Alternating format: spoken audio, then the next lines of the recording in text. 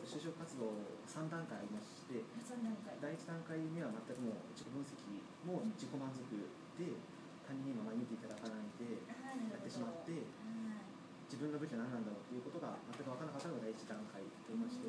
第2段階としまして、他人の人から他人の意見を自己分析を見てもらいまして、でこういうところが足りないよとかって言ってもらいまして、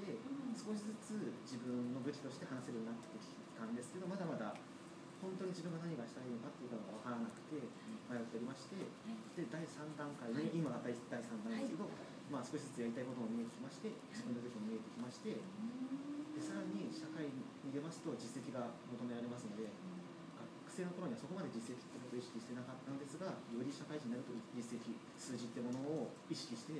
活動していかないといけないなっていうことを就職活動で分かりました。勉強しました。